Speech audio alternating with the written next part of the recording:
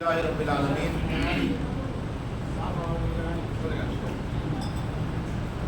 الحمد للہ رب العالمین والصلاة والسلام علی النبی الکریم الامین وعلی آلہ وصحبہ اجمعین اما بعد ان الدین عند اللہ الاسلام۔ تو میں سب سے پہلے آپ کو بات دیتا ہوں کہ آپ شریعت کی محبت میں یہاں پر جمع ہوئے اور اتنی دیر تک بیٹھے، تو یہاں اتنے زیادہ لوگوں کا اتنی دیر تک بیٹھنا اور بیٹھے رہنا یہ اس بات کا کھلا ہوا ثبوت ہے کہ ان کے دل میں شریعت سے کسی نہ کسی درجے میں تو محبت ضرور ہے، ورنہ وہ جا کے اپنے بہت سارے تقاضے پورے کرتے، آرام کرتے، تفریح کرتے، کھانا کھاتے، سو جاتے، گپ شپ کرتے، لیکن وہ سب یہاں موجود ہیں اور سن رہے ہیں، جمے ہوئے ہیں۔ تو یہ شریعت سے محبت کی علامت ہے اور یہ محبت آپ کا قابل قدر سرمایہ ہے، یہ محبت آپ کا قیمتی سرمایہ ہے، اس کی حفاظت کیجیے گا، یہ ہمیشہ باقی رہے، یہ کم نہیں ہو، بڑھتا رہے۔ البتہ جہاں تک شریعت کی سمجھ کی بات ہے، جس کے لیے یہ پروگرام ہوا ہے، تو شریعت کی سمجھ کے سلسلے میں عام طور سے ہمارے ہاں ابھی لاپرواہی پائی جاتی ہے، کوتاہی پائی جاتی ہے، شریعت کو سمجھنے کا جذبہ نہیں ہے، یا بہت کم ہے، کم لوگوں میں کہ آپ جائیں اہل علم کے پاس بیٹھیں اور ان سے شریعت کا فہم اور سمجھ حاصل کریں۔ اور اس کی وجہ سے کیا ہے کہ جو عوام کا علماء سے یہ سمجھنے اور سمجھانے کا رشتہ کمزور ہو رہا ہے، اس کے نتیجے میں عوام میں شریعت کی سمجھ کمزور ہو گئی۔ اب مثال کے طور پر میں بھی آپ سے ایک سوال کرتا ہوں کہ تین طلاق کے اوپر تو تین طلاق کا مسئلہ ہے۔ سوال یہ ہے کہ اگر ایک شوہر نے اپنی بیوی کو تین طلاق کے بجائے صرف ایک طلاق دی اور ایک طلاق دینے کے بعد عدت گزر گئی، 3 مہینے سمجھئے گزر گئے، تو اب وہ مدت گزر جانے کے بعد حالانکہ طلاق ابھی ایک ہی ہوئی ہے، کیا وہ عورت کہیں اور شادی کر سکتی ہے؟ طلاق ابھی ایک ہی ہوئی ہے، عدت البتہ گزر گئی۔ 3 طلاق اس لیے نہیں دی ہے کہ وہ شکایت کرے گی تو جیل میں جانا پڑ جائے گا، حکومت کا قانون ہے، سپریم کورٹ کا فیصلہ ہے۔ تو اب ایسی صورت میں کیا وہ کہیں اور شادی کر سکتی ہے؟ تو کون کہہ سکتا ہے کہ کر سکتی ہے؟ ہاتھ اٹھائے۔ اور کون کہتا ہے کہ نہیں کر سکتی ہے کیونکہ ابھی ایک ہی طلاق ہوئی ہے؟ وہ ہاتھ اٹھائے۔ اور جو لوگ یہ کہتے ہیں کہ کر بھی سکتی ہے نہیں بھی کر سکتی ہے، وہ ہاتھ اٹھائے۔ تو اس کا کیا مطلب ہوا کہ اکثریت کا تو ہاتھ ہی نہیں اٹھ رہے؟ اس کا مطلب یہ کہ اکثریت اس مسئلے کو جانتی نہیں ہے، جو بہت ہی بنیادی مسئلہ ہے، مسلم پرسنل لا کا بہت ہی بنیادی مسئلہ ہے، وہ ہم نہیں جانتے۔ اچھا یہ بتائیے کہ حکومت نے 3 طلاق پر تو پابندی لگا دی ہے، تو اب اگر شوہر اور بیوی کو الگ الگ ہونا ہو تو کیا راستے اختیار کریں گے؟ وہ کون جواب دے گا؟ کوئی ایک ہاتھ اٹھائے جواب دے۔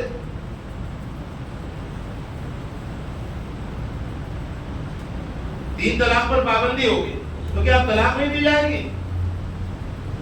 طلاق دینا ختم؟ تو اگر یا جدائی کا کوئی راستہ بچا ہے کہ نہیں؟ کوئی راستہ ہے تو بتائیے آپ کو۔ تو اس کا مطلب کیا ہوا؟ آپ لوگ جانتے ہیں کہ نہیں میرے سوال کے جواب؟ کوئی جانتا ہے کہ نہیں؟ نہیں جانتے تو کوئی بات نہیں، کہیے نہیں جانتے، کیوں جب آپ کہیں گے کہ نہیں جانتے ہیں تو اسی دن آپ کے اندر شوق پیدا ہوگا جاننے کا۔ جو نہیں جانتا ہے اور یہ بھی نہیں جانتا کہ وہ نہیں جانتا ہے، وہ کبھی نہیں جانے گا، لیکن جو نہیں جانتا ہے اور اسے یہ احساس ہو جائے کہ میں نہیں جانتا ہوں، پھر وہ جاننے کے سفر پہ نکلے گا۔ پھر وہ اہل علم کے پاس بیٹھے گا کہ بھئی حکومت نے پابندی لگا دی ہے 3 طلاق پر، اب بتائیے مسئلے کا حل کیا ہے؟ شوہر اور بیوی میں نہیں چل پا رہی ہے، نہیں جم پا رہی ہے، تو اب کچھ نہ کچھ ہونا چاہیے نا. تو کیا ہوگا؟ کوئی صاحب بتائیں آپ میں سے. اس سے کیا معلوم ہوا؟ اس سے معلوم یہ ہوا کہ تفہیم شریعت کی ضرورت بہت زیادہ ہے، اور آج کے جلسے کے بعد بھی اتنی زیادہ باقی ہے، کیونکہ بہت ہی بنیادی باتیں ہمیں نہیں معلوم ہے شریعت کی. اور آپ لوگوں نے تو ہاتھ نہیں اٹھایا. میں نے پونے میں ایک بہت بڑا پونے کالج میں اس کے کانفرنس ہال میں سارے وکلاء اور پروفیسر جمع تھے. میں نے ان سے یہ سوال کیا تھا، سب نے غلط جواب دیا، سب نے. اور ایسا 2-3 جگہ یہ واقعہ پیش آ چکا.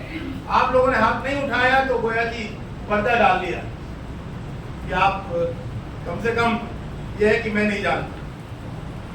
چلیے اس کے آگے میں بڑھتا ہوں، وقت کم ہے لیکن صدر کا تو کوئی وقت ہوتا نہیں ہے. باقی لوگوں کا وقت ہوتا ہے 10 منٹ 5 منٹ، صدر کا تو کوئی وقت نہیں ہوتا. اور آپ کو دعا تک تو بیٹھنا ہے، اور باتیں بہت ضروری ہیں. دیکھیں کیا ہے کہ ایک ہے شریعت کا قانون اور ایک ہے شریعت کا اخلاق. کئی دفعہ ایسا ہوتا ہے کہ ہم قانون پر گفتگو کرتے ہیں اور اخلاق پر گفتگو رہ جاتی ہے. یقین مانیے کہ قانون کے ذریعے سے اختلافات، یعنی جب جھگڑا ہوتا ہے تو قانون کی ضرورت پیش آتی ہے، لیکن اگر جھگڑا نہیں کرنا ہو تو وہاں پر اخلاق کی ضرورت پیش آتی ہے. مثال کے طور پر نفقہ مطلقہ کی بات آئی.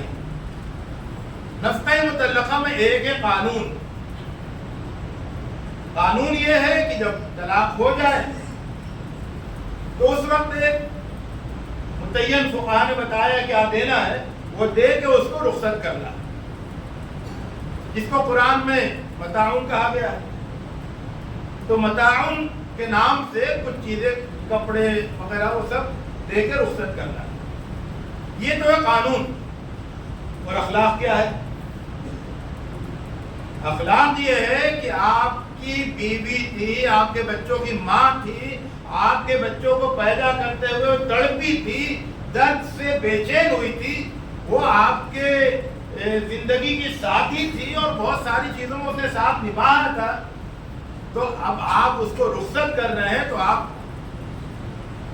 کی سخاوت نظر آئے گی کہ نہیں؟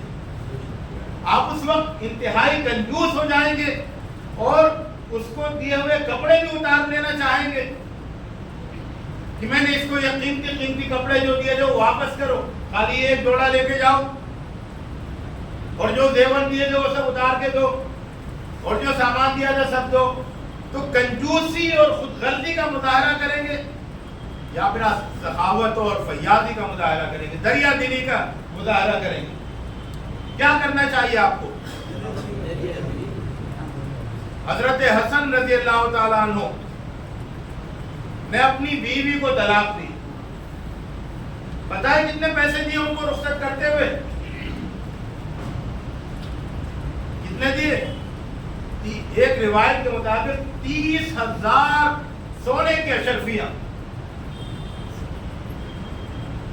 وہ قانون نہیں کہہ رہا تھا، ان کے اوپر واجب نہیں تھا، کہ ان کی دریا دلی تھی، یہ ان کی سخاوت تھی، جس کی تعلیم قرآن مجید میں ملتی ہے.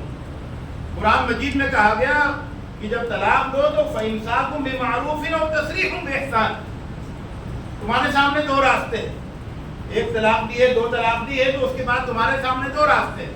یا تو روک لو، بیوی بنا کے رکھو معروف طریقے سے، مناسب طریقے سے، یا پھر اس کو رخصت کر دو، جائے کہیں اور شادی کرے، اپنی زندگی دیکھے، لیکن معروف نہیں کہ احسان کے ساتھ. احسان کا مطلب یہ کہ جو تم کر سکو کر ڈالو. ایسے ایسے میں نے واقعات دیکھے ہیں دریا دلی کے کہ طلاق ہوئی تو اس نے ایک گھر اس کو دے دیا، یہ فلیٹ تمہارے نام ہے، باقی زندگی اس فلیٹ میں گزارو. تو یہ بھی ہوتا ہے. تو ایک دریا دلی کا اور فیاضی کا، سخاوت کا راستہ ہے، ایک وہ کنجوسی کا راستہ ہے جو ہم دیکھتے ہیں کہ بہت ہی اچھے فیاض اور دریا دل لوگوں کو دیکھا ہے کہ اور سماج میں بڑے شریف اور بامروت مانے جاتے ہیں کہ جب ان کے گھر میں طلاق اور جدائی کا کیس آتا ہے تو وہ پتہ نہیں کوئی انتہائی کنجوس اور خود غرض بن جاتے ہیں. پھر ایک ایک پائی کا وہاں بیٹھ کے حساب ہوتا ہے اور کھینچا تانی ہوتی ہے اور یہ ہوتا ہے وہ ہوتا ہے. تو یہ ہے مسئلہ. اگر ہم شریعت پر، شریعت کے قانون کے ساتھ شریعت کے اخلاق کو بھی مضبوطی سے تھامیں گے، سخی اور فیاض بنیں گے، کریم اور حلیم بنیں گے، تو یقین مانیے کہ طلاق کے وقت لڑکی اور لڑکی کے گھر والوں کو اس کی ضرورت ہی نہیں پڑے گی کہ وہ کسی عدالت کا اور کسی دارالقضا کا دروازہ کھٹکھٹائیں. وہ تو ویسے خوش ہو جائیں گے کہ اب اس کے خلاف کیا کیس کریں، اس نے تو خود ہی ہمارا دل جیت لیا. میں ایک مرتبہ ٹرین میں آ رہا تھا، مہاراشٹر سے گزر رہا تھا، وہاں پر ایک آشرم کے ایک، میں مولانا عبدالسبحان نقوی صاحب سے بہت ہی احترام کے ساتھ پھر، لیکن وہ بات نہیں کہنا چاہتا جو آپ کہہ رہے تھے. انہوں نے شاعر صاحب کو تو ایک بار بھی ہاتھ نہیں دکھایا، گھڑی نہیں دکھائی، اور صدر صاحب کو دکھا رہے ہیں. تو دیکھیے کیا ہے کہ اب تو آپ کو کچھ ضروری باتیں سننا پڑیں گی، ورنہ آپ خالی ہاتھ جائیں گے. مسئلہ یہ ہے، میں نہیں چاہتا کہ آپ خالی ہاتھ یہاں سے جائیں کچھ جذبات لے کے. یہ مسئلہ آپ کی تربیت کا ہے. سب گھروں میں یہی صورتحال ہے کہ جب طلاق ہوتی ہے تو وہاں پر جو ہے وہ جوتوں میں دہی بٹتا ہے اور کہیں اسلامی اخلاق کا مظاہرہ نہیں ہوتا. تو اس صورت کو بدلنا پڑے گا. ہمیں شریعت کے قانون کے ساتھ شریعت کے اخلاق پر مضبوطی سے عمل کرنا ہوگا. ایک بات اور اب آپ سن لیجیے، یہ حکومت جو قانون بناتی ہے، جیسے 3 طلاق کا قانون بنایا، تو 3 طلاق کے قانون کا نام پتہ انہوں نے کیا لکھا ہے؟ اس کا نام 3 طلاق ایکٹ نہیں ہے، اس کا نام ہے مسلم خواتین کے تحفظ کا قانون. اس کا مطلب کیا ہوا؟ اس کا مطلب یہ ہوا کہ وہ دنیا کی آنکھوں میں دھول جھونک کر یہ بتانا چاہتے ہیں کہ مسلمانوں کی عورتیں محفوظ نہیں ہیں، ہم انہیں تحفظ دے رہے ہیں، ہم انہیں پروٹیکشن دے رہے ہیں. اور وہ اسی انداز سے اس کو ایک وہ مذہبی مسئلے کے طور پر نہیں پیش کرتی، وہ اس کو ایک انسانی مسئلے کے طور پر پیش کرتی ہے. اور اس کا جواب دینے کے لیے ہمارے مذہبی دلائل زیادہ مؤثر نہیں ہوں گے، ہمارا انسانی رویہ زیادہ مؤثر ہوگا. ہم ایک بہترین انسان بن کر شریعت پر عمل کریں گے اور انسانوں کی جو انسانی جذبات ہیں، جو انسانی نزاکتیں ہیں، جب ان کا خیال کریں گے تو انشاءاللہ اس طرح کا کوئی مسئلہ نہیں پیدا ہوگا. ایک بات میں آپ کو اور بتا دوں، دیکھیے یہ جو مسلم پرسنل لا ہے، یہ اسلام کے آئینی قوانین ہیں یا دیگر قوانین ہیں، خاص طور سے آئینی قوانین، یہ مسلمانوں کے لیے دین کا مسئلہ ہے اور دوسروں کے لیے کلچر اور رواج کا مسئلہ ہے. یہ فرق ہم میں اور دوسری قوموں میں.